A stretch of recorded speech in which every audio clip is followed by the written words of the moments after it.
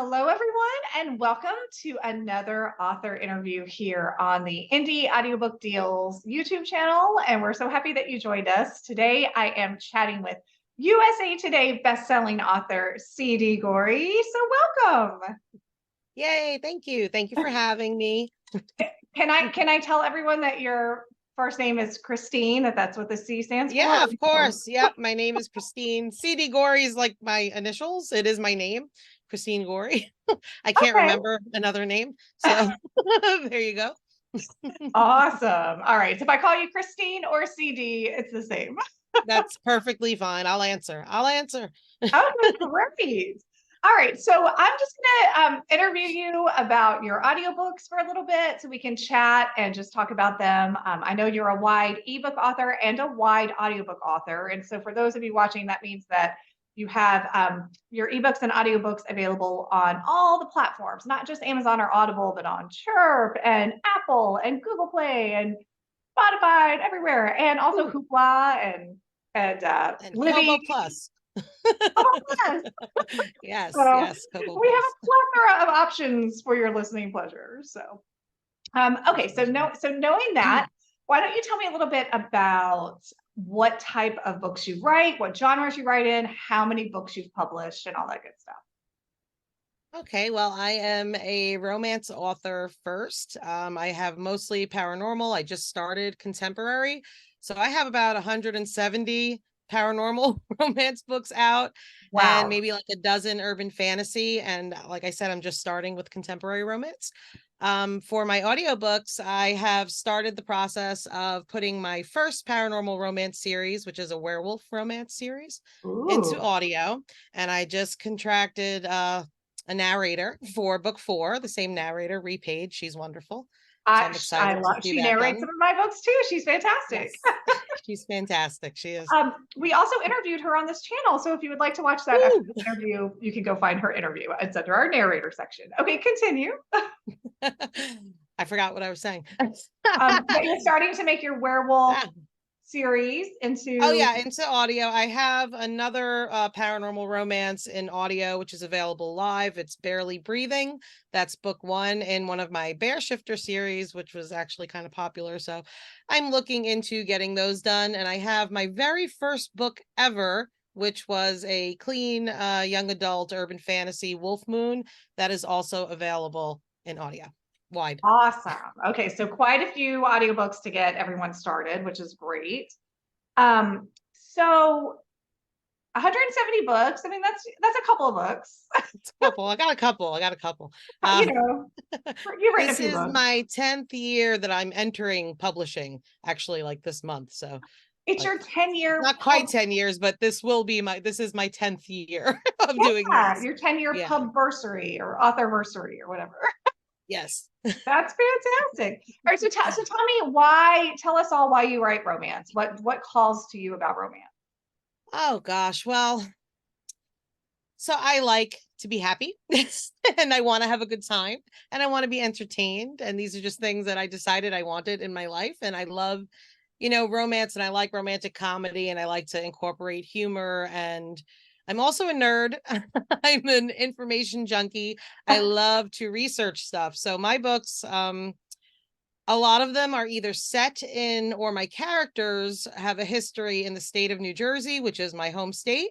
So I put a lot of Jersey places, folklore, and just colloquialisms, things we say and do, and stuff that I know because this is where I'm from and I love it.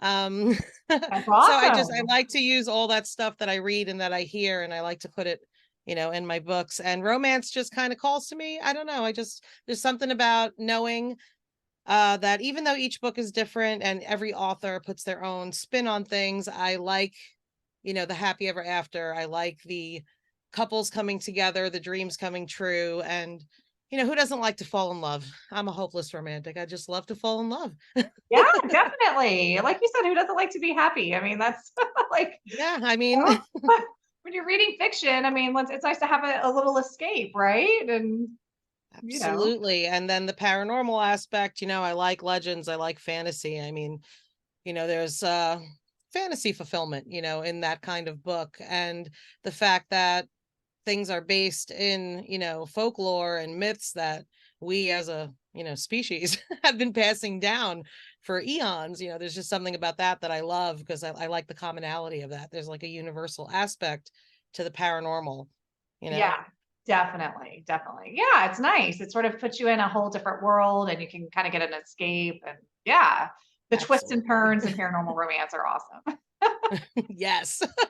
Yes. All right. So on that vein, do you write vampires? Is that a vampire joke? I can't tell. Yeah, I have a couple of vampires, but I don't think they're very traditional vampires. My vampires eat food in addition to blood, and you know, Fair they're enough. fun stuff. So out of all of your characters, I mean, you have so many characters to choose from because you have 170 books, but which character, if I was to listen to one of your audiobooks, like which character jumps out in your mind as someone that people would really gravitate toward that character as they're listening? What about them would make them gravitate toward that character? Well, so I'm going to start with Charlie's Christmas Wolf. This is my first paranormal romance. This is available in audio wide. And Charlie is the female main character. And what I love about her and what's so appealing to her is, again, you have she's a woman who is on her own, and she lives in New Jersey, and she is comically kidnapped okay, by a group of werewolves. And it's not something that Charlie ever expected to happen to her, but I find that she's so relatable because she's just like everyone else, because she's looking for family, she's looking for love, she's looking for acceptance. She just happens to find it somewhere that nobody would have expected. And part of her journey is this larger than life alpha male claiming to be her one and only, but he's also trying to convince her he's a werewolf.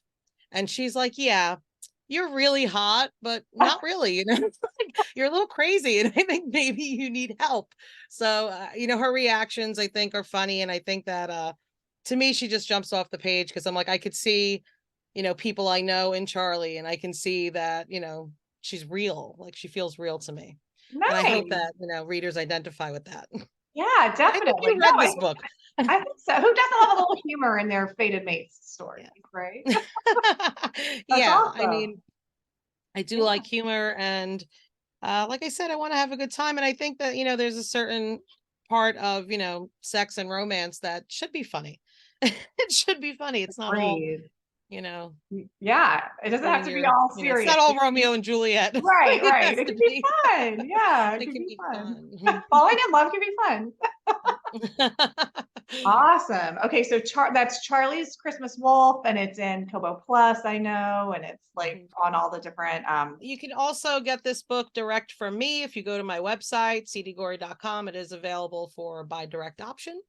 Okay, nice. So cdgorgi.com, and like what we're trying to what we say a lot in these interviews that I do with authors is that I think people don't realize that a lot of authors have their own stores now, and it's actually Yeah. cheaper a lot of times if you buy on the author's site. I know that my books on my site are all cheaper than they are on the retailers, Yes. and I'm sure Well, that you I don't think readers realize that the retailers kind of, tie our hands. We're not allowed to go in and set prices and set discounts or sales or even freebies when we want to.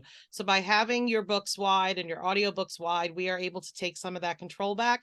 And by having our own stores, we can do you one even better. yes, very well said. Very well said.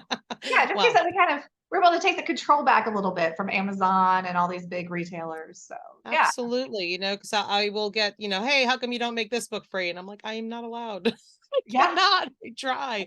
Or on, especially, platforms like Audible, where authors have zero control over pricing. I mean, I can't, there's just nowhere for me to do it.